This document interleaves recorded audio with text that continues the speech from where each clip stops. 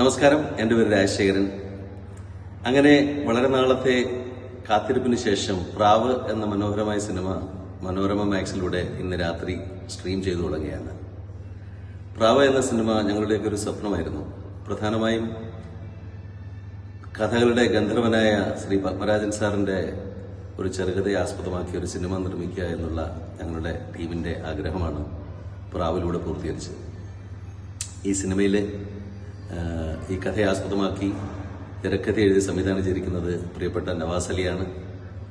വളരെ നല്ല പെർഫോമൻസ് ആയിട്ടുള്ള അമിത് ചക്കാലക്കൽ, സാബുമോൻ അബ്ദുൽ സമദ്, മനോജ് കെ യു, നിഷാ സാരംഗ് ഇവരെല്ലാം ഇതിൽ അഭിനയിച്ചിട്ടുണ്ട്.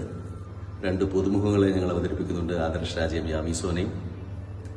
ഈ സിനിമയിൽ ഒരു ചെറിയ റോൾ ചെയ്യാൻ എനിക്കും ഭാഗ്യമുണ്ടായിട്ടുണ്ട്. എല്ലാവരും ഈ സിനിമ കാണണം.